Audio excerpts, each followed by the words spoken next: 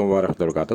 آج ہم بات کریں گے حج کے حوالے سے کہ اللہ کے رسول صلی اللہ علیہ وسلم نے 10 تاریخ کو، یعنی کہ بقرعید کے دن، جس دن قربانی کی جاتی ہے، اس دن انہوں نے طواف کیا، اور اس طواف کو کہتے ہیں طواف افاضہ۔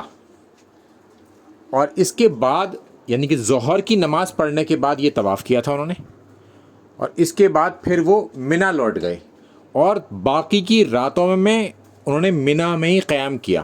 یعنی کہ منا میں راتوں کا قیام کرنا یہ ضروری ہے، یہ ایک حصہ ہے اس کا۔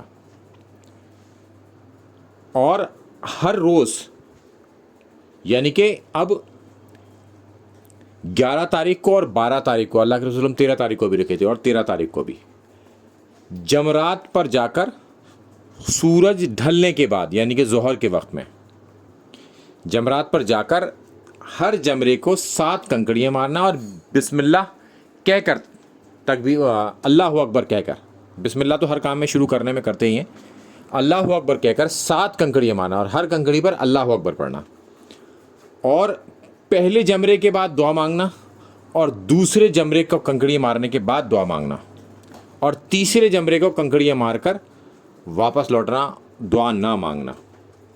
اور ہر روز اللہ کے رسول صلی اللہ علیہ وسلم نے ایسا ہی کیا۔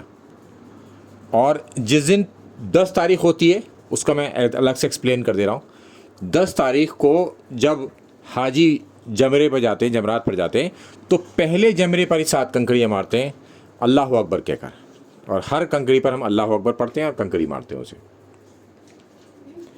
اور دوسرے دن تینوں جمرے کو، تیسرے دن تینوں جمرے کو، اور کوئی چوتھے دن اگر رکتا ہے تو تینوں جمروں کو 7 کنکڑیاں مارنا۔